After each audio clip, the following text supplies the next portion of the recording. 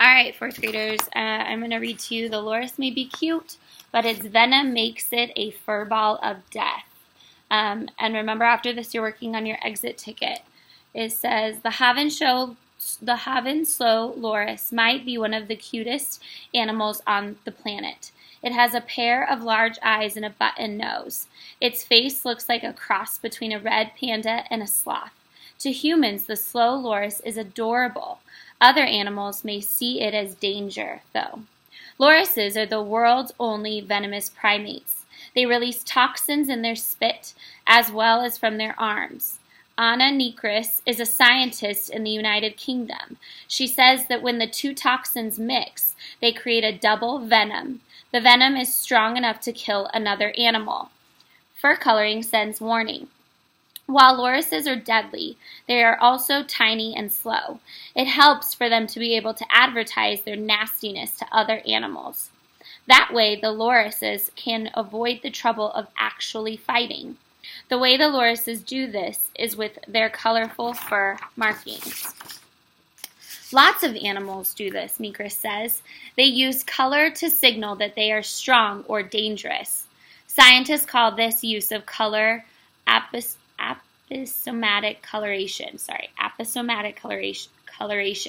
It applies to everything from skunks to poison dart frogs. Niekris and other groups of other scientists published a study in February. They showed that the loris's face mask is a form of aposematic coloration. The markings draw attention to the animal's mouth. That is the most dangerous part of the loris. All kinds of other animals can see the markings, the scientists found. Those animals include loris's predators such as eagles, hawks, and pythons. The findings prove to us what other animals appear to already know. The loris is little fluffy furball of death, Niekris says. Young ones fight back. The scientists were also able to prove another hunch. They found that younger lorises are more aggressive than their elders. Niekris has studied these animals for 25 years. She says there just always seemed to be a difference between the generations. Adult lorises are 2 years old or older. These adults would generally calm down soon after being caught, she says.